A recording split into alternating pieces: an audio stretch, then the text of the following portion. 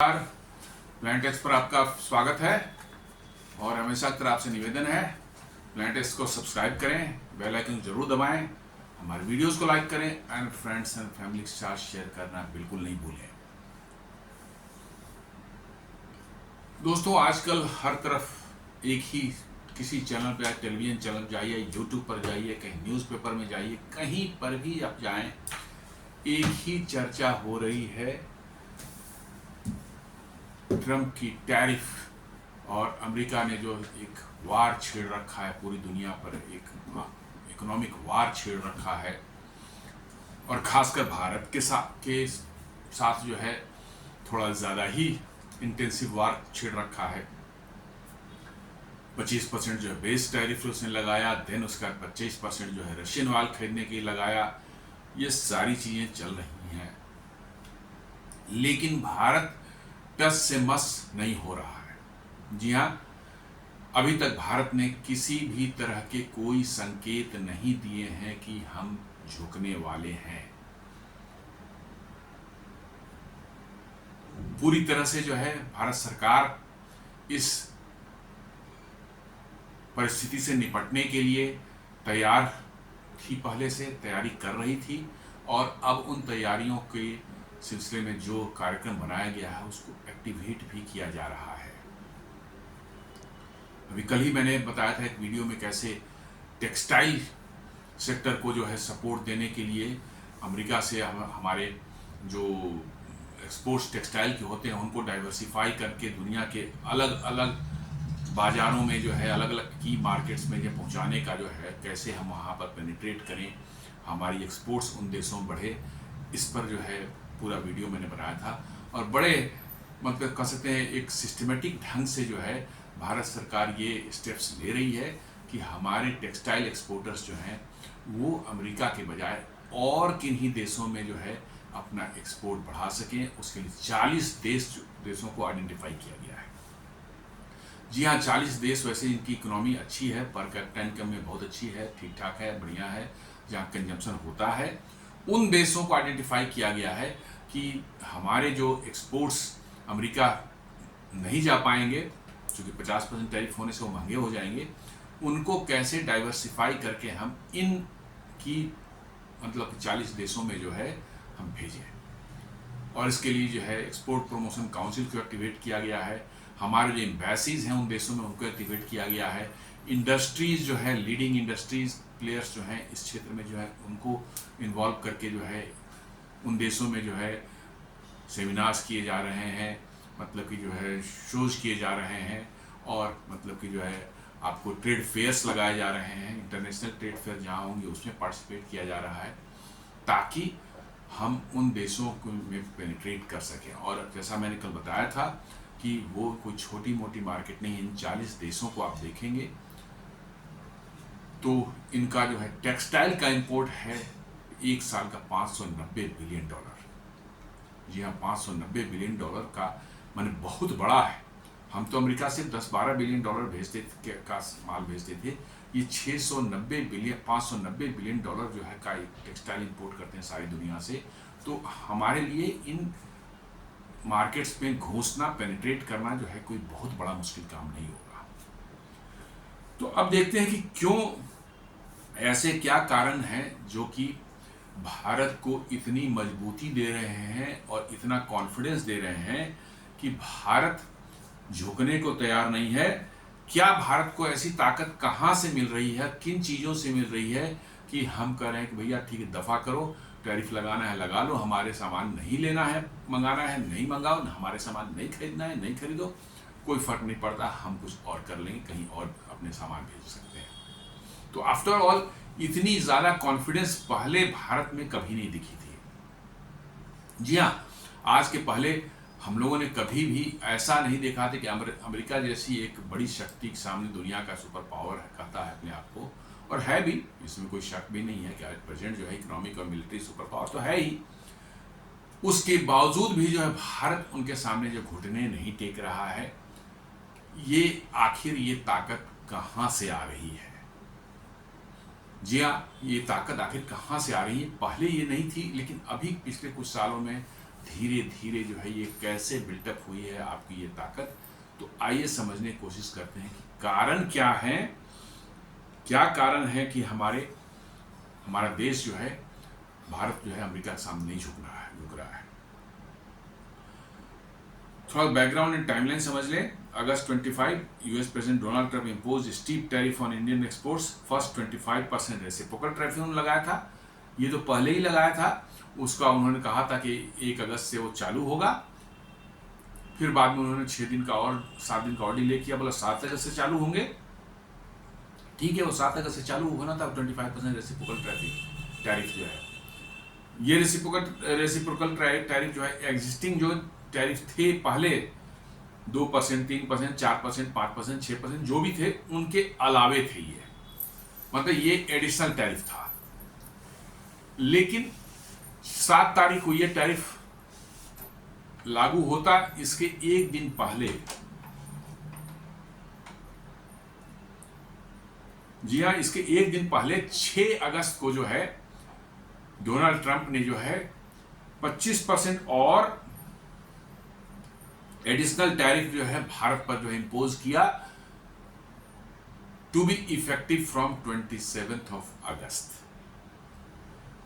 मतलब कि करीब करीब 21 दिन का उन्होंने टाइम दिया। वो 25% और वो था एडिशनल टैरिफ जो है। उसके पीछे क्या कारण दिए गए थे? उनका कहना था कि ये भारत जो है रसिया से ऑयल खरीद रहा है और यूक्रेन को की जो फंडिंग कर रहा है, ये इसके लिए जो है ये टैरिफ दिया जा रहा है, लगाया जा रहा है। ये लेकिन मैं बार बार बोल रहा हूँ, हमेशा से बोल रहा हूँ कि ये यूक्रेन की फंडिंग जो है, वार की फंडिंग या रसिया को जो है मतलब कि जो है से ऑयल लेकर के जो भारत कर रहा है, ये बहानेबाजी जो है ना इनकी टोटली जो है मतलब कि मक्कारी है और कुछ नहीं है। ऑयल खरीदने के सभी ऑयल खरीद रहे हैं रसिया से। चाइना भी खरीद रहा है, बड़े तादाद में खरीद रहा है। यूरोप जो गैस खरीद रहा है। ईस्टर्न यूरोप के जो है कंट्रीज जो है वो ऑयल भी खरीद रहे हैं, गैस भी खरीद रहे हैं। और अमेरिका, आपको मैंने इन बेशर्मों को जो है क्या कहा जाए, अमेरिका वहाँ से जो है यूरेनियम मतलब कि जो है rare earth minerals, palladium, fertilisers and chemicals जो है वो रसिया से खरीद रहा है।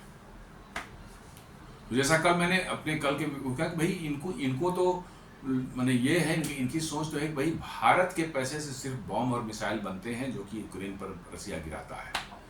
अमेरिका जो पैसे देते हैं या चाइना जो पैसे देता है, चाहे यूरोपियन यूनियन जो पैसे देता है, उनसे जो सामान खरीदता है या गैस खरीदता है या ऑयल खरीदता है या यूरेनियम खरीदते हैं, ये सब जो है वो पैसे पर बिल्कुल गंगा जल छिड़क करके दिया जाता है। उस पैसे से बम और मिसाइल नहीं बन सकते। जी हाँ, उन पैसे से बम और मिसाइल नहीं बन सकते। चाइना तो जो है वो वर्ल्ड में ऑयल मार्केट को स्टेबलाइज करने के लिए ऑयल खरीदता है। अमेरिका तो जो है साहब उनको तो पता ही नहीं है उनके प्रेसिडेंट को कि हम खरीदते भी हैं यूरेनियम खरीदते हैं अमेरिका के साथ में, चाइना के साथ में जो है। जबकि पुतिन खुद जो है अलास्का मीटिंग में उन्होंने प्रेस के सामने बोल दिया कि I am thankful to President Trump कि उनके आने के बाद से जो है इंडिया, चाइना और रसिया एंड अमेरिका की जो है ट्रेड जो है 20% बढ़ चुकी है। तो आप देख लें, ये सब बेहतर मैंने बिल्कुल बेकार की बातें ये करते हैं। बहाना उनका कुछ और है, करना कुछ और है, लेकिन बहाने कुछ और दिखा रहे हैं। Then another 25% tariff linked to India's purchase of Russian oil, जो हमने बताया। Total 50% tariff on many goods expected to the US, many goods exported to the US। मतलब कि ये वर्चुअली जो है बहुत से इंडिया से जो एक्सपोर्ट्स हो रहे थे वहां पर, करीब पिछले साल $90 बिलियन का एक्सपोर्ट हम लोगों ने किया था। और जिन चीजों पर टैरिफ लगाया है उन्होंने, जिन सामानों पर टैरिफ लगाया है, वो करीब करीब मान सकते हैं 45 से 50 बिलियन डॉलर के वो होंगे। रेस्ट पर उन्होंने नहीं लगाया है। जो नहीं लगाया है वो है आपके आईफोन्स एंड इलेक्ट्रॉनिक्स, कुछ स्पेशलाइज्ड इलेक्ट्रॉनिक्स। देन आपको जो है पेट्रोलियम प्रोडक्ट्स, जिसमें एटीएफ भारत से बड़ी तादाद में परचेज करते हैं, एविएशन टरबाइन फ्यूल, और फार्मास्यूटिकल जेनरिक मेडिसिन। ये उनकी एकदम इसेंशियल रिक्वायरमेंट्स हैं, इसलिए टैरिफ उन पर नहीं लगा है। कुछ भी टैरिफ नहीं लगा है। जैसा पहले था 25% भी नहीं है, बिल्कुल उसके पहले वाला जो जैसा था वैसा ही है। लेकिन रेस्ट पर उन्होंने लगाया है। और आपको जो है 45 से 50 बिलियन डॉलर का हिट हो सकता है भारत को। तो अच्छा खासा हिट है, पर 45 to 50% जो है 45 to 50% कह सकते हैं कि आपको हिट होने वाला है। लेकिन इसके बावजूद भी भारत झुकने को तैयार नहीं है, बिकॉज देयर मे भी सर्टेन रीजंस, और कुछ कॉन्फिडेंस इंटरनल जो है आपकी स्ट्रेंथ है वो आपको दिला रही है, जिसके कारण आप कह रहे हैं कि भैया लगा लो टैरिफ, कोई फर्क नहीं पड़ता, हम लोग अपने रास्ते ढूंढ लेंगे। जैसा कि अभी 26 तारीख को जो है प्रधानमंत्री मोदी जी ने जो है अहमदाबाद में एक मारुति सुजुकी के जो है ईवी प्लांट का इनोग्रेशन करते हुए उन्होंने वहां अपने स्पीच में जो कहा था कि कोई बात नहीं है, जो भी जिनको भी जितना प्रेशर देना है इनको दे ले, कोई दिक्कत नहीं है, हम लोग we will find out our ways.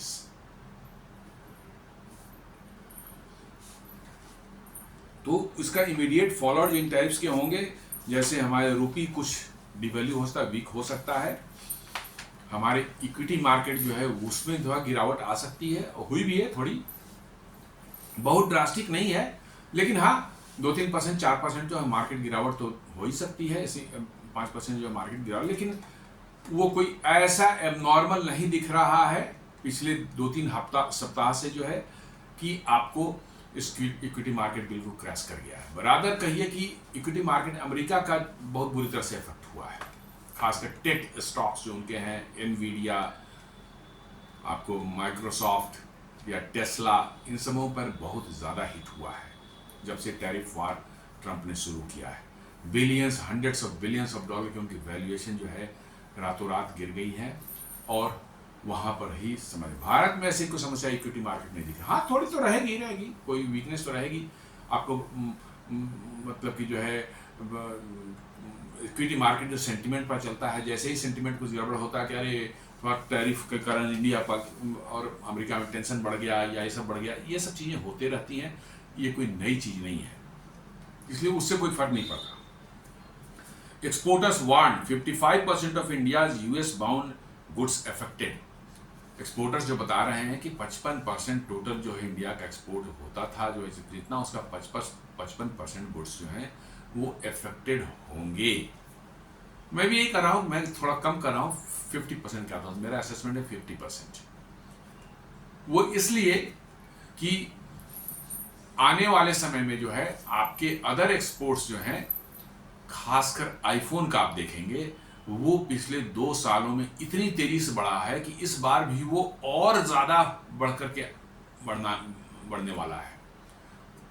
तो इधर जो कुछ लॉस होगा तो उसको मेकअप भी कर सकता है वो आईफोन का एक्सपोर्ट जो है। पिछले साल ही हमने 22 बिलियन डॉलर्स के आईफोन बनाए थे और एक्सपोर्ट किए थे, और ये majority of the exports America गए थे, और इस बार ऐसा लग रहा है कि ये फिगर जो है करीब 30 बिलियन डॉलर तक चला जाएगा। तो मुझे लगता है कि हमारा जो एक्सपोर्ट है, पिछले साल को हम ले लें जैसे 90 बिलियन डॉलर्स का था, तो हम 45 बिलियन to 50 बिलियन के डॉलर्स के बीच में हमारा नुकसान होगा, और इसके लिए रास्ते ढूंढे जा रहे हैं कि कहां हम इसको अल्टरनेट मार्केट्स देख करके अपने एक्सपोर्ट्स को बढ़ा सकें। सेक्टर्स जो हिट होने वाले हैं उसका जैसे बता रहे हैं कि सबसे ज्यादा जो आपकी hit textiles, James and jewellery, carpets, leather, shrimp and furniture. आप देख लें ये सारे वैसे सेक्टर्स हैं जहां पर जो लेबर इंटेंसिव वर्क होता है, यही एक चिंता का विषय हमारे लिए है। जी हाँ, लेबर इंटेंसिव वर्क जहां होता है, बहुत बड़े तादाद में जहां हमारे लोग काम करते हैं, उनको जॉब मिला हुआ है, उनको रोजगार मिले हुए हैं, वहां पर ही ये हिट होने वाला है ज्यादा। यही एक चिंता का कारण है, अदरवाइज और कोई बहुत ज्यादा चिंता कारण नहीं है। इसलिए कि आप टेक्सटाइल में देख लें, उसमें मिलियंस ऑफ मतलब कि जो है वर्कर्स जो है काम करते हैं। उसका जेम्स एंड ज्वेलरी पूरा मैनुअल ऑपरेटेड वर्क है, मैन्युफैक्चरिंग ऑफ ऑर्नामेंट्स और पॉलिशिंग ऑफ डायमंड्स, ये सारा का सारा काम जो मैनुअल होता है, और बहुत बड़ी तादाद में जो है मैन पावर वहाँ लगा हुआ रहता है, काम करता है, जॉब करता है। उसी तरह से लेदर इंडस्ट्री जो है उसमें भी आप देख लें पूरा मैनुअल वर्क है। कारपेट इंडस्ट्री ले लें, वो पूरा का पूरा मैनुअल वर्क होता है। श्रिम्प जो है मछली पकड़ने काम जो है होता है, कंप्लीटली जो है वो मैनुअल है पूरा वो सब, और आपको फर्नीचर्स वो भी मैनुअल वर्क ही है। तो ये मैनुअल वर्क वाले जितने हैं, क्योंकि इनके पास जो मैन पावर कॉस्ट इन पर बहुत ज़्यादा लगता है, यहाँ पर मार्जिन जो है बहुत ज़्यादा होती नहीं है, दिक्कत यहीं पर है। इन उद्योग में आप देखेंगे कि फिनिश प्रोडक्ट जो निकलता है और इनपुट कॉस्ट जो उनको लगता है, उसमें मार्जिन्स नहीं है कि आप बहुत ज़्यादा प्ले कर सकें, और यही कारण है कि आपको चिंता हो रही है भारत को कि ये बहुत बड़ा हिट हमको शायद हो सकता है यदि हम इसको नहीं करें, क्योंकि sports 2-4-10 billion dollar 20 billion dollar कम हो जाए वो उतना कोई फर्क नहीं पड़ता, लेकिन लोगों की जॉब्स चली जाएं, लोगों के काम धंधे जो जहां कर रहे हैं वो उनसे छिन जाए, ये बहुत बड़ा मतलब कि समस्या एक सामने दिख रहा है। कुछ एनालिस्ट कह रहे हैं कि possible 0.8 percentage point drag on GDP, मतलब 0.8%, लेकिन ज्यादातर एक्सपर्ट्स बोल रहे हैं कि it will be less than 0.5। ज्यादातर कुछ बता रहे हैं कि मतलब कि जो है 0.8% जीडीपी डाउन हो सकता है, लेकिन मैक्सिमम जो है आपको इकोनॉमिस्ट जो बता रहे हैं कि it may be 0.2, 0.3 to 0.4%, less than 0.5%। ऐसा वो कह रहे हैं कि इसका हिट, और यदि आपने ऑल्टरनेट मार्केट ढूंढ लिए और वहां पर आपका जो है मार्केट बन गया, ये एक्सपोर्ट शुरू हो गई, इस साल तो खैर हिट होगा, क्योंकि मार्केट खोजने में बनाने में भी 2-4 महीने तो लग ही जाएंगे आपको, लेकिन नेक्स्ट ईयर से फिर आपका जो है वो जो अमेरिका से जो लॉस था वो शायद मतलब कि आपको ना दिखे, तो थोड़ा सा परेशानी तो आएगी, ऐसी तो कोई बात ही नहीं है कि भाई आप बिल्कुल मतलब कि you will be totally untouched और या अनस्केच्ड आप रह जाएंगे, ऐसी बात नहीं है, आपको कुछ थोड़ी परेशानी है, लेकिन कहना यह है उन परेशानियों से कोई इतनी बड़ी समस्या भारत को नहीं पैदा होगी कि हम घुटनों पर आ जाएं।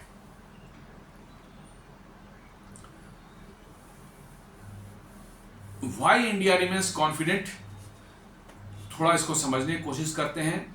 आपका एक है फॉरेन एक्सचेंज रिजर्व जो है आज के दिन में जो है 690 से 700 बिलियन डॉलर के बीच में है, ये काफी बड़ा अमाउंट है और काफी लंबे समय के तक के एक्सपोर्ट को माने इंपोर्ट को ये सपोर्ट कर सकता है।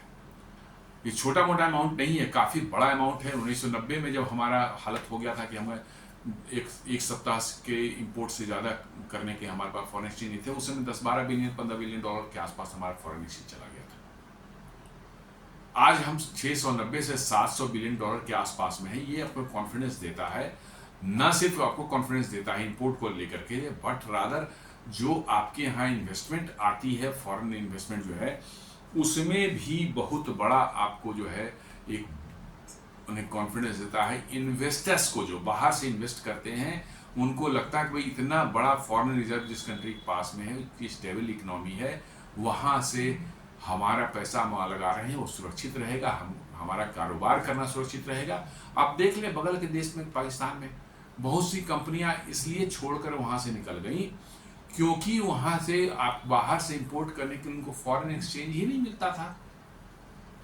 जी हाँ, बहुत सी कंपनियां जो है जैसे आप लेके सुजुकी को ले लें, आपको होंडा को ले लें, ये सब जो हैं एक दो और भी थे, ये सब पाकिस्तान में क्या करते थे, ऑटोमोबाइल को सिर्फ असेंबल करते थे, बनाते ना, मैन्युफैक्चरिंग कुछ नहीं था, असेंबलिंग था।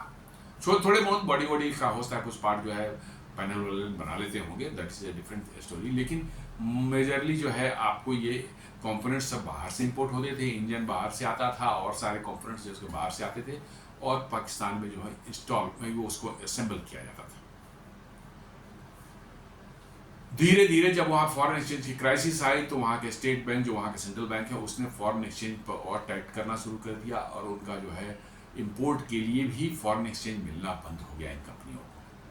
तो जब इंपोर्ट के लिए फॉरेन एक्सचेंज मिलना बंद हो गया तो बाहर से सामान तो आ नहीं सकता। अंत में क्या हुआ, उनका असेंबली भी जो होता था वो बंद हो गया और वो वहाँ से वाइंड अप करके जो है पाकिस्तान से निकल गए। अब पाकिस्तान में कोई जो है ऑटोमोबाइल मैन्युफैक्चरिंग नहीं हो रही है एट प्रेजेंट। एक आध छिटपुट हो रहा होगा, मैं नहीं जानता, बट ये दो नाम जो मैंने लिए होंडा और सुजुकी, ये पूरी तरह से वहाँ से निकल चुके हैं, बिकॉज उनको फॉरेन एक्सचेंज मिलना बंद हो गया इंपोर्ट करने के लिए। क्योंकि इंपोर्ट करेंगे कंपोनेंट्स पाकिस्तान में बनते नहीं है, तो जब तक वो कंपोनेंट्स जो हैं वो सब नहीं बाहर से आएंगे, हजारों कंपोनेंट्स लगते हैं एक कार को बनाने में जो है, वो सब बाहर से नहीं आएंगे तो कार बनेगी कैसे?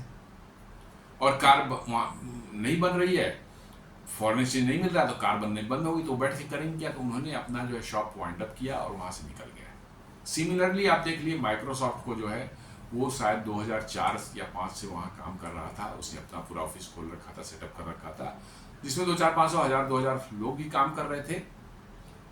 सडनली जो है उसने भी जो है अभी 2-3 महीने पहले जो है वहाँ वाइंड अप करके जो हम पाकिस्तान से निकल गया। क्यों? वही फॉरेन एक्सचेंज उनको नहीं मिल रहा था, बाहर से इंपोर्ट करना या अपने प्रॉफिट जो पाकिस्तान में हो रहे हैं उसको रिपेट्रिएट करना अपने पेरेंट कंपनी को, वो भी तो फॉरेन एक्सचेंज से ही होगा, डॉलर के फॉर्म में जाएगा। अंत में उन्होंने वाइंड अप करके जो है वो चले गए। तो फॉरेन एक्सचेंज इतना इंपॉर्टेंट है, आप इन दो एग्जाम्पल से आप समझ चुके होंगे कि ऐसा नहीं कि फॉरेन एक्सचेंज आपका ज़्यादा है तो आप मतलब कि बड़े आप नहीं। फॉरेन एक्सचेंज आपके यहाँ जो काम करते हैं, बाहर की कंपनियां हैं, जो आपके ट्रेडर्स हैं जो बाहर से एक्सपोर्ट इंपोर्ट करते हैं, उनको कॉन्फिडेंस, आपके यहाँ जो कंपनियां अपनी ओन कंपनियां हैं उनको वो भी बाहर से कंपोनेंट्स या कुछ जरूरी सामान जो मंगाते हैं, मटेरियल्स मंगाते हैं, रॉ मटेरियल्स मंगाते हैं, ये उनको कॉन्फिडेंस देता है कि भाई इस देश के पास इतना फॉरेन एक्सचेंज रिजर्व है कि इसकी चिंता करने की जरूरत नहीं है। 200-300 करोड़ रुपए के हमको चाहिए फॉरेन एक्सचेंज का, जिसका वो आराम से मतलब कि हमको मिल जाएगा आरबीआई से, चाहे किसी बैंक से भी हमको दे देगा बिजनेस करने के लिए जो है। तो ये कॉन्फिडेंस जो है आपको दे रहा है, आपके पास 690 से 700 बिलियन डॉलर्स के जो है रिजर्व्स हैं। ये अगस्त 2025 का जो है आंकड़ा है ये है।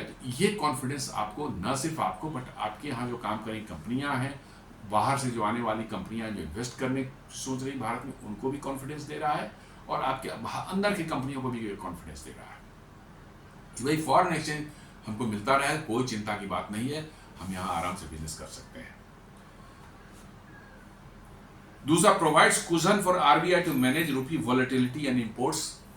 मतलब कि जो है ये आरबीआई को एक कुशन देता है कि रूपी में यदि आपके रुपये की वैल्यू जो है वो ज़्यादा डिस्टेबलाइज हो रही है, ज़्यादा मतलब कि गिरने की वो कोशिश कर रही है, मतलब नीचे जाने की कोशिश कर रही है, तो उसको स्टेबलाइज करने के लिए इतना मतलब सफिशिएंट आपके पास फॉरेन एक्सचेंज है कि आरबीआई इंटरवेन करके जो है उसको रोक सकती है, उसके फर्दर स्लाइड को रोक सकती है। हालांकि रुपये का गिरने से आपको फ़ायदा होगा एक्सपोर्ट में, लेकिन उतना ही नुकसान होगा आपको इंपोर्ट करने में।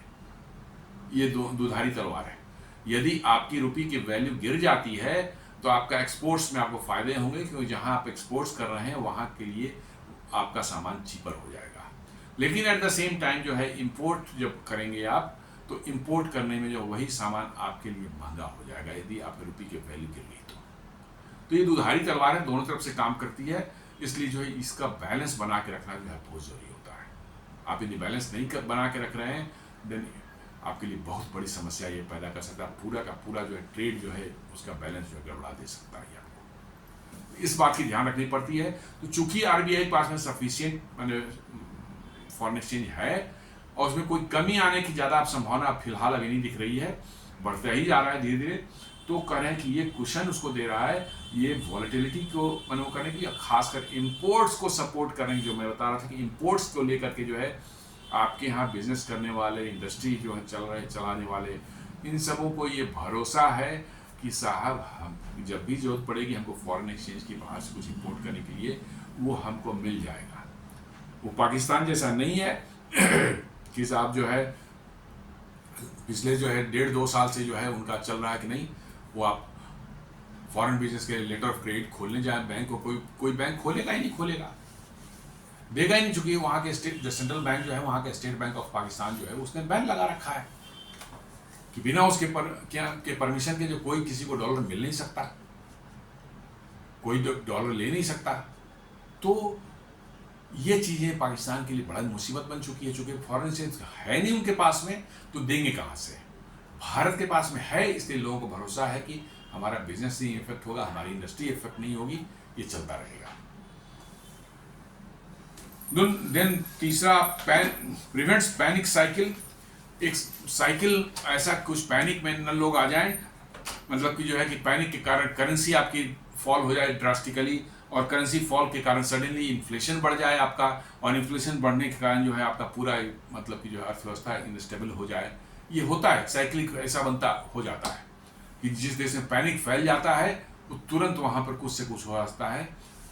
तो ये मतलब कि जो है वहाँ पर आपको पैनिक की संभावनाएं नहीं लग रही है, इसलिए कि फॉरेन एक्सचेंज रिजर्व जो है वो करेंसी फॉल को जो है संभाल सकता है, और करेंसी फॉल को संभाल सकता है तो इन्फ्लेशन सडन नहीं बढ़ सकता, इन्फ्लेशन में कोई जहाज। और देख भी रहे हैं, हम समझते हैं कि पिछले बहुत समय से जो है one of the lowest consumer price index का जो इन्फ्लेशन है वन ऑफ द लोएस्ट है। थोड़ा बहुत अभी बारिश में फल सब्जियों के प्राइसेस बढ़े हैं, अदरवाइज लेस देन 3% के आसपास में inflation one of the world में वन ऑफ द लोएस्ट में आता है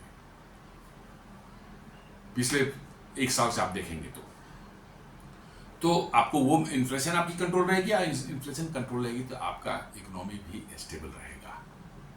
तो फॉरेन एक्सचेंज का अच्छा एक बड़ा फॉरेन एक्सचेंज रिजर्व आपके पास में रहने के ये सब एडवांटेजेस जो हैं आपको हैं, जिसके कारण आपको कॉन्फिडेंस आ रहा है कि नहीं, अमेरिका से कुछ हमारा एक्सपोर्ट का लॉस होगा भी तो we will be able to manage, हम लोग उसको संभाल सकते हैं।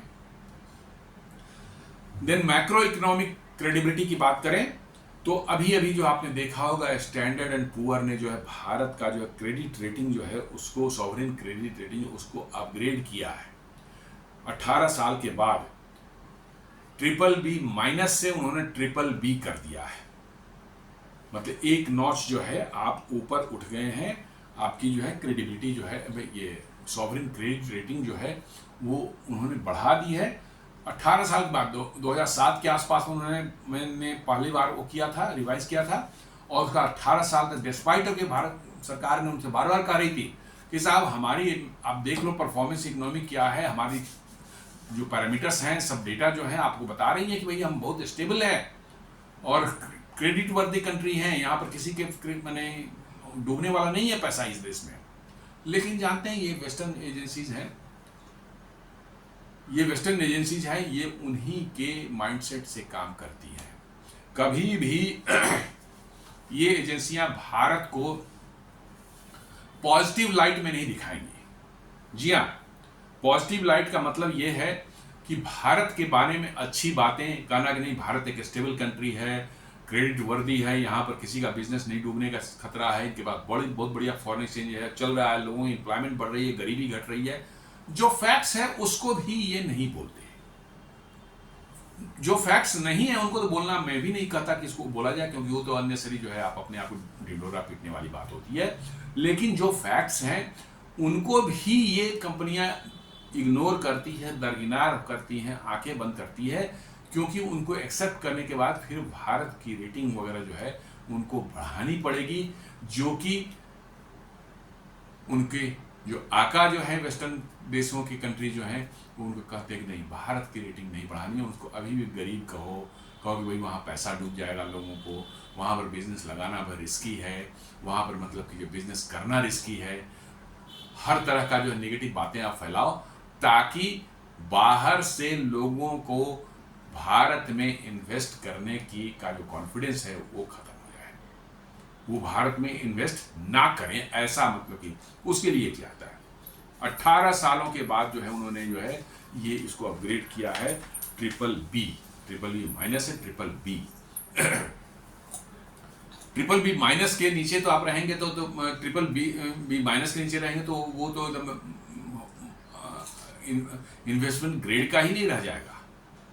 आप देखेंगे, मैं दिखाऊंगा आगे कि वो आपको इन्वेस्टमेंट ग्रेड का ही नहीं रह जाएगा, आपका बिल्कुल मतलब कि जो उसको माना जाएगा वो प्योर रिस्की है। अभी कम से कम स्टेबल में आप आ गए हैं, आपके लिए कोई नेगेटिव नहीं है बट पॉजिटिव भी नहीं बताता है ये। तो ये एक उनको वर्चुअली दे वेयर फोर्स्ड, जो सिचुएशन बनी, जितना भारत के पैरामीटर्स जितने अच्छे हुए धीरे धीरे जो है उनको जो है दे वेयर फोर्स्ड कि इन्होंने फोर्स नहीं, देमसेल्फ फोर्स किया। अब कितने दिनों तक हम छुपा सकते हैं इसको? कोई चीज इतनी बढ़ जाए कि आप उसको अब फर्दर इग्नोर नहीं कर सकते। वही हुआ है स्टैंडर्ड एंड पुअर के साथ में और अदर क्रेडिट रेटिंग एजेंसीज के साथ में, कि उनको झक मार करके जो है भारत की रेटिंग को अपग्रेड करना पड़ा। नहीं तो 18 साल बाद क्यों किया? ये तो बहुत पिछले 5-7 साल पहले ही, 10 साल पहले ही हो सकता था, क्योंकि हमारी चीज ये बढ़नी, अर्थव्यवस्था की स्थिति बढ़नी शुरू हो गई थी। हम 2013 में 14 में जो है 11वीं इकोनॉमी थी, वहां से 5वीं इकोनॉमी पहुंच गए, 5वीं से अब 4थी पहुंच गए। इसमें जो है इस दौरान 10-11 साल में उनको कुछ नहीं दिखा है भारत में? नहीं, सब कुछ दिखा, ऐसा नहीं कि नहीं दिखा। ये कहना गलत होगा कि उनको दिख नहीं रहा है, दिख रहा है, बट देख करके भी जो है हम आंखें बंद करके बैठे हुए नहीं। हमें कुछ नहीं दिखा, हम दुनिया को शो कर रहे हैं कि हमने आंखें बंद करके हमें नहीं दिखा है, भारत में कुछ हो ही नहीं रहा है। लेकिन अब बाई मजबूरी जो है एक सर्टेन टाइम के बाद दुनिया भी आपको गालियां देने सुनने के, क्या है भैया, तुम अंधा है क्या, दिखता नहीं है क्या क्या हो रहा है? तो उन्होंने जो है 2025 अगस्त में जो है BBB इसकी रेटिंग की है, BBB- से। Cited strong growth, fiscal coordination, consolidation and controlled inflation. उन्होंने इसका जो इसके पीछे मेन रीजन दिए हैं कि स्ट्रॉन्ग ग्रोथ, उन्होंने कहा कि भारत की ग्रोथ जो एकदम स्टेबल और स्ट्रॉन्ग ग्रोथ हो रहा है। फिस्कल कंसोलिडेशन, जो आपका जो है फिस्कल डेफिसिट जो है वो विद इन द लिमिट चल रहा है। ऐसा नहीं है कि हम बहुत ज़्यादा बोरोइंग कर रहे हैं और इनकम हमारा नहीं हो रहा, हमारा फिस्कल डेफिसिट बढ़ता जा रहा है, नहीं, वो लिमिट के अंदर में है। और साथ साथ जो है इन्फ्लेशन को हमने बहुत अच्छे से कंट्रोल कर रखा है। मैंने बताया ना कि RBI खुद चाहती है कि भाई हमारा इन्फ्लेशन जो है 3 से 6% के बीच में, 4 से 6% के बीच में रहे। अभी हम उससे भी कम है, अभी हम उससे भी कम है। जी हाँ, 3 के आसपास में है, या 3 से भी थोड़ा सा कम है। हमारा इन्फ्लेशन जो है पिछले 2-3 सालों में जो है, 2 सालों में, आप 2 साल नहीं 1 साल बोल सकते हैं, बहुत अच्छे से कंट्रोल में आया है। अभी फिलहाल रेनी सीजन में थोड़ी सी फ्रूट्स एंड वेजिटेबल्स की प्राइसेस बढ़े हैं, जिसके बारे में थोड़ा सा इन्फ्लेशन फिर बढ़ा होगा, but still it is around 3%, जो कि बहुत ही अच्छा माना जाता है। नहीं तो एक समय ऐसा था भारत में 2010-11 में 8-8, 10-10% इन्फ्लेशन चली गई थी।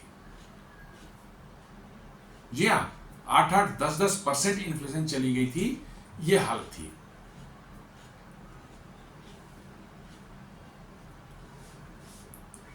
उसके साथ साथ उनका boost investor confidence, lowers borrowing cost. ये ग्रेडिंग बढ़ाने से, सॉवरेन रेटिंग बढ़ाने से जो है फायदा क्या होता है? इन्वेस्टर का कॉन्फिडेंस बढ़ता है कि भैया ये इस कंट्री का रेटिंग बढ़िया है, आप यहाँ पर लगा सकते हैं पैसा, यहाँ पर इन्वेस्ट कर सकते हैं। आप बैंक से भी लोन लेने जाते हैं, कहीं पर भी जाते हैं, कोई फाइनेंशियल इंस्टीट्यूशन लोन जाते हैं, वो आपकी सिविल रेटिंग देखता है। क्या देखता है? बस बेसिकली वो क्रेडिट आपका देखता है, क्रेडिट रेटिंग देखता है कि भाई आप लोन लेते हैं तो कितने जल्दी, कितना टाइमली चुकाते हैं। और ये वो यदि बिल्कुल आपका ठीक ठाक चल रहा है तो आप लोन को बड़ी आसानी से मिल जाएगा, और हो सकता है शायद आपको इंटरेस्ट रेट भी थोड़ा सा कम मिल जाए, क्योंकि आपकी क्रेडिबिलिटी अच्छी है। तो वही बता रहा है कि इन्वेस्टर कॉन्फिडेंस बूस्ट करेगा, और साथ साथ जो बोरोइंग कॉस्ट जो होगी, जो लोन्स वोन्स जो बाहर से जो लोग लेते हैं, फाइनेंशियल जो उसमें जो है इंस्टीट्यूशन से जो है लेते हैं या बैंकों से लेते हैं, उसमें भी राहत मिल सकती है। मतलब कि बोरोइंग कॉस्ट जो है कम आएगा, क्योंकि जैसे ही आपका रेटिंग बेटर रहता है, बैंकों को या फाइनेंशियल इंस्टीट्यूशन को ये डर नहीं रहता कि हमारा पैसा जो हम दे रहे हैं ये रिस्की है, रिकवरी इसकी, इसलिए जो है वो बोरोइंग कॉस्ट जो है थोड़ा सा इंटरेस्ट कम रखते हैं। जैसे ही रिस्की में नजर आता है वो इंटरेस्ट रेट बढ़ा देते हैं, और काफी बढ़ जाता है। आप देख लें, मतलब कि यदि आप ज्यादा एक्सीडेंट करते हैं, मतलब कि जो अपनी गाड़ी को जो है आपकी प्रीमियम बढ़ जाती है गाड़ी की, क्योंकि उसके इंश्योरेंस और पता चलता है कि भैया ये तो बार बार ठोकता अपनी गाड़ी को और फिर पैसे हमसे लेगा, इसलिए जो इसका प्रीमियम बढ़ा दो। अब जैसे ही गाड़ी आपकी बार बार ठुकेगी, आपका एक्सीडेंट होगा, वो प्रीमियम आपकी गाड़ी की जो है बढ़ा देगा इंश्योरेंस की, और कुछ समय बाद बहुत ज़्यादा हो जाएगा तो शायद आपको इंश्योरेंस दे ही ना, इनकार कर देगा, नहीं आपको इंश्योरेंस नहीं कर सकते हैं, आपकी गाड़ी से ड्राइविंग हैबिट खराब है, आपको नहीं दिया सकता। ऐसा होता है। तो क्रेडिट रेटिंग का ये बहुत बड़ा एक एडवांटेज है कि आपको जब आगे कुछ करना होता है तब आपको जो है उसके फायदे नजर आते हैं। आप देखेंगे या क्रेडिट रेटिंग का आप देख लें, मतलब BBB-, फिर BBB और BBB+, ये तीनों लोअर मीडियम ग्रेड कहते हैं इसको। इन्वेस्टमेंट ग्रेड में जो मीनिंग, इन्वेस्टमेंट ग्रेड में इसको लोअर मीडियम ग्रेड बोला जा रहा है। उसके नीचे वाला जो है BB+, BB-, ये बोलता है नॉन इन्वेस्टमेंट ग्रेड है, स्पेकुलेटिव इसको बोलते हैं, नॉन इन्वेस्टमेंट ग्रेड है, मतलब कि ये इन्वेस्टमेंट करने लायक ये नहीं है कंट्री जो है। और आपको मीडियम अपर ग्रेड में आएगा आपको A- और A+। तो अब आपका जो है यदि एक स्टेप फर्दर आप बढ़ेंगे तो BBB+ होगा, वो भी मीडियम इन्वेस्टमेंट ग्रेड में आएगा, लोअर मीडियम ग्रेड में आएगा। और उस एक स्टेप और जाएंगे तो A- जब पहुंचेंगे तो वो अपर मीडियम ग्रेड में आएगा। तो बेसिकली जो है आपको ये मतलब कि जो रेटिंग जो है लोगों को बताता है कि कैसे इस देश की इन्वेस्टमेंट का क्या ग्रेड होना चाहिए, कैसे आप पैसा लगाएं तो कितना रिस्की है। हालांकि फ्रॉड ही है, ये सभी फ्रॉड है, मैं बता रहा हूं आपको, लेकिन भी चूंकि दुनिया मानती है इनको, अभी भी तो चल रहा है, लेकिन ये है फ्रॉड सब। ये 2 नंबरिया काम करके जो है दुनिया से पैसे कमाने का इनका धंधा बना हुआ है। क्रेडिट रेटिंग बना के उसको बना दे, कोई बनाएगा पॉवर्टी इंडेक्स बनाएगा, उसमें जो है सोमालिया से नीचे आपको रखेगा। हंगर इंडेक्स में सोमालिया से और बांग्लादेश से भी आपको नीचे रखा जाएगा। आपको मैंने फ्रीडम ऑफ डेमोक्रेटिक मतलब कि उसमें जो इंडेक्स में पाकिस्तान बांग्लादेश से नीचे रखेगा आपको। मतलब कि ह्यूमन राइट्स में जो है आपको जो है अफगानिस्तान से नीचे रखा जाएगा। ये सब फ्रॉड्स हैं, बेसिकली फ्रॉड्स हैं, ये सब भी फ्रॉड्स हैं। लेकिन चूंकि दुनिया मान रही है, इनकी कुछ दिनों में 2-4-10 साल में इनकी वैल्यू खत्म हो जाएगी, मैं मानता हूँ। जैसे इंडेक्स वालों को अब कोई ध्यान नहीं देना, बनाने वाले जो थे उनको अब कोई ध्यान नहीं देता, उनको कोई पूछने वाला नहीं है कि भैया तेरा इंडेक्स क्या है, फलाने देश का इंडेक्स क्या है। पहले लोग लेते थे, अब उसको कोई देखते हैं, जानते हैं कि ये फ्रॉडिज्म है। उसी में हंगर इंडेक्स में जो है मैंने अमेरिका जो भारत जो है दुनिया के 50 देशों को खिलाता है। जी हाँ, यहाँ से कम जो है 100 देश होंगे जहाँ से अनाज, गेहूं, चावल और एक्सपोर्ट होते हैं। भारत में तो 5-5 किलो तो सभी गरीबों को पिछले 5 साल से 6 साल से जो है फ्री मिल रहा है।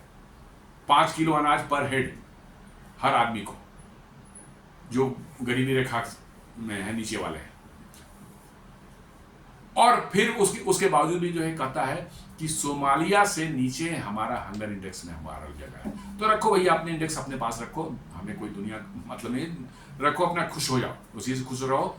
ये बेसिकली क्या है, साइकोलॉजिकल वारफेयर है ये सब। जी हाँ, साइकोलॉजिकल वारफेयर इसलिए मैं बोल रहा हूँ कि ये आपको एक साइकोलॉजिकली, उसने इंडेक्स बना दिया, मेरे बारे में खराब बोल दिया, अब दुनिया क्या सोचेगी, हमारा तो ये खराब हो जाएगा, वो खराब हो जाएगा। अब आप उसको क्या करेंगे कि जिस उनके जो करता धरता लोग हैं, बड़े बड़े 2 देश हैं, अमेरिका है, वेस्टर्न कंट्रीज हैं, उन्हीं के इन्फ्लुएंस में रहते हैं। उन देशों की जो रिक्वायरमेंट है, वो जो चाहते हैं आप करें उनके फायदे के लिए, वैसा आप करना शुरू कर देंगे और उनका काम बन जाएगा।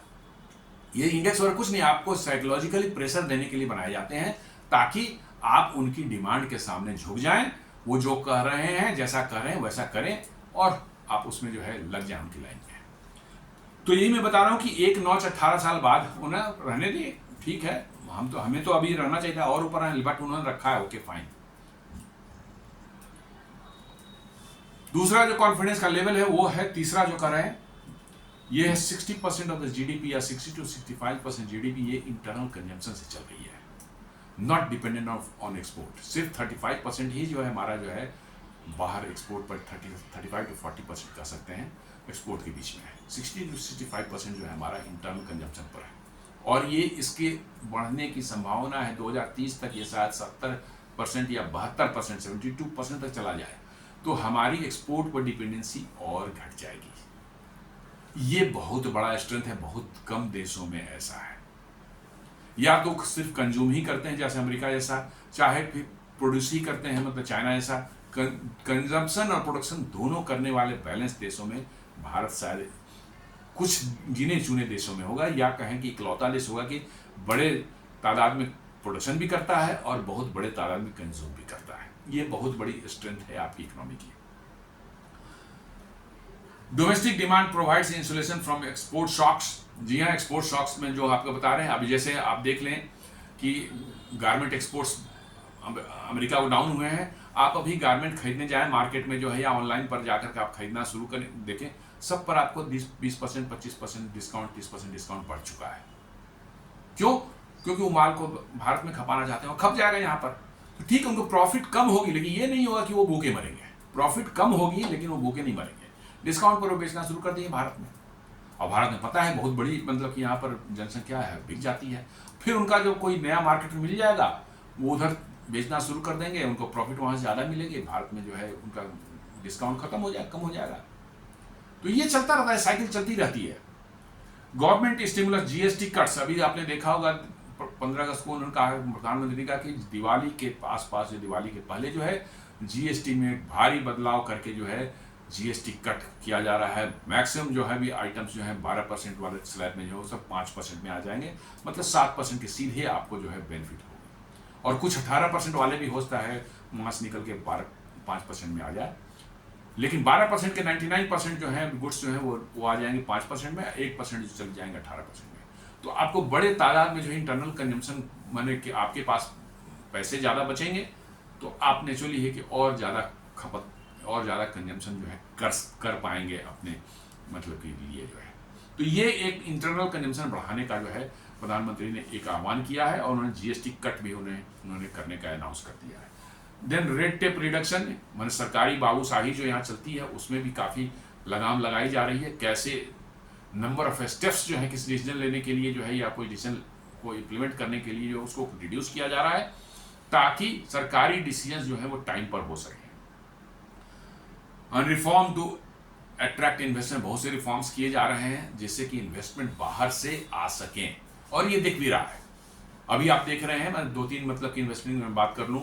एक मतलब की जो है जो अभी मारुति ने किया है वहाँ पर गुजरात में, वो $8 बिलियन का इन्वेस्टमेंट अगले 5 सालों में कर रहे हैं। उसमें जो है आपको जो है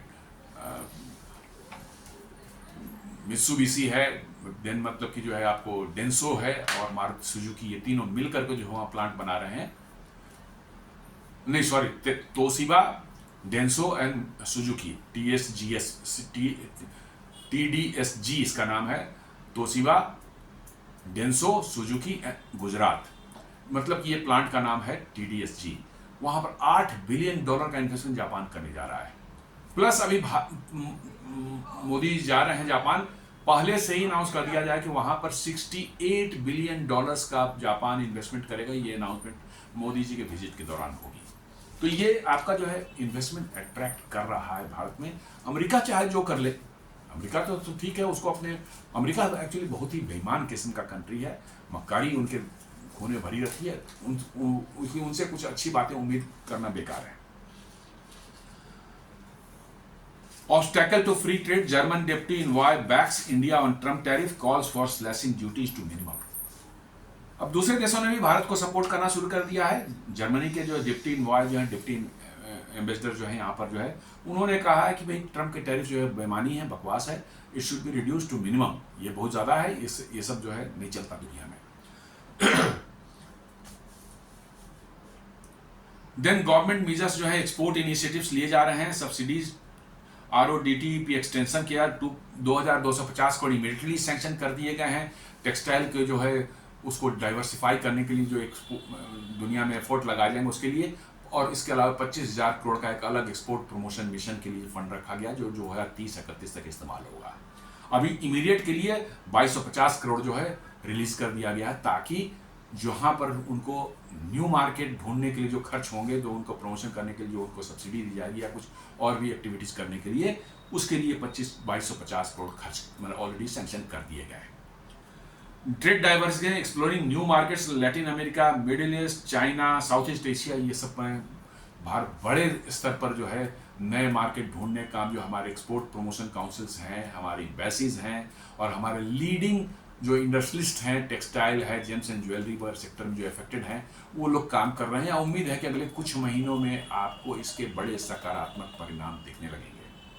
then WTO disputes plus retaliatory duty options under consideration, Bharat WTO में भी जाकर इसके बारे में जो है कंप्लेन करने जा रहा है और रिटेलिएटरी टैरिफ्स भी लगाने का सोच रहा है WTO वाला होने के बाद जो है।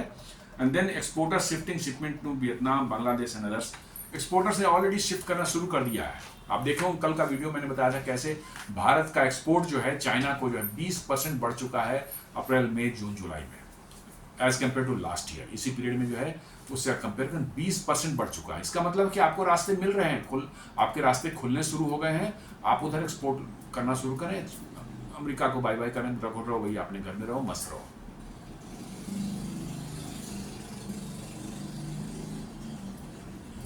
जैसा मैंने बताया कि 40 देशों में ऑलरेडी मतलब कि जो है वो की मार्केट से ढूंढा गया है और वहां पर एक्सपोर्ट प्रमोशन के बड़े पैमाने पर जो है कोशिश जो है तेज हो गई है कि यहाँ फोकस करके किया जा रहा है। वो उन देशों में खासकर टेक्सटाइल के लिए जो है $590 बिलियन का टेक्सटाइल वो इंपोर्ट करते हैं, तो बहुत बड़े मार्केट है। तो उनमें एफर्ट लगाना शुरू हो गया है और उम्मीद करते हैं अगले 2-4 महीनों में जो है इसके रिजल्ट्स आने शुरू हो जाएंगे।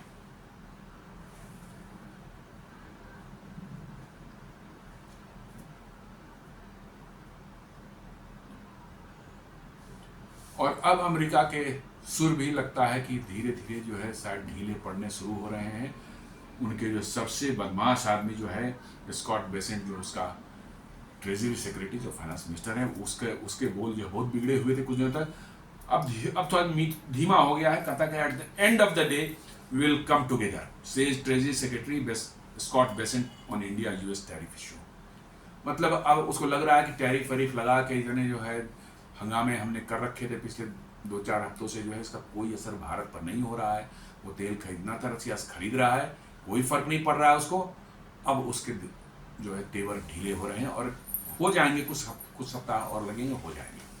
तो दोस्तों ये एक छोटा सा वीडियो था जिसको हमने बनाया है, कैसे भारत को आखिर कहाँ से कॉन्फिडेंस मिल रहा है कि अमेरिका के 50% टैरिफ के बावजूद भी झुकने को तैयार नहीं है।